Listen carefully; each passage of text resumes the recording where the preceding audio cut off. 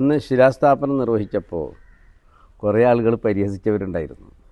ഇതൊക്കെ ഇവിടെ നടക്കുമോ, ഈ ഒരു കുഗ്രാമത്തിന് കുഗ്രാമത്തിൽ CBSE അഫിലിയേഷൻ കിട്ടുമോ എന്നൊക്കെ പരിഹസിക്കുമ്പോൾ സ്വാഭാവികമായിട്ടും ഞാനും ഒന്ന് പതറിപ്പോയി എന്ന് പറയാം. കാരണം എനിക്ക് സാമ്പത്തികമായി വലിയ ബാക്ക്ഗ്രൗണ്ടില്ല, വലിയൊരു ജനസപ്പോർട്ടില്ല, എന്തോ ഒരു ഒറ്റയാൾ പടയാണെന്ന് തുടങ്ങി വെച്ചത്.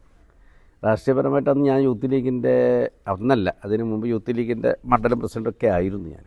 പക്ഷെ വലിയ രാഷ്ട്രീയപരമായിട്ട് അത്ര ആഴത്തിൽ ഞാൻ കടന്നവരല്ല. അങ്ങനെ 16 അനാഥ, അതാ ഇവിടെ എൻ്റെ പ്രത്യേകത.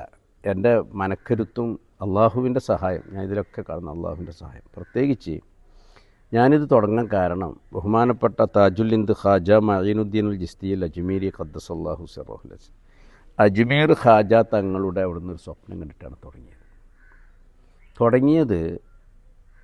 16 അനാഥ മക്കളെ കൊണ്ടാണ് ഞാൻ തുടങ്ങിയത്.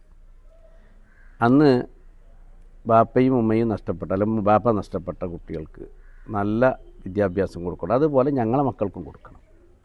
അങ്ങനെയാണ് ഇവളെ മിഗ്ലിംഗാക്കിക്കൊണ്ട് അന്ന് തുടങ്ങിയത്. യത്തീം മക്കൾക്കെല്ലാം ഫ്രീ ആണ്, അവരുടെ വിദ്യാഭ്യാസം, അവരുടെ മെറ്റീരിയൽ, അവരുടെ ഫീസ്, അവർക്ക് ഒരു പൈസ ഇന്ന് വരെ, ഇന്നും ഇപ്പോൾ 22 വർഷമായിട്ടും അത് തുടർന്നുകൊണ്ടിരിക്കുകയാണ്. അവിടെ ജാതിയില്ല, ഭേദമില്ല, ഒരുപാട് നോൺ മുസ്ലിം ഇപ്പോൾ ഇന്നും ഒരു 10-16ഓളം നോൺ മുസ്ലിംസ് പഠിച്ചുകൊണ്ടിരിക്കുകയാണ്.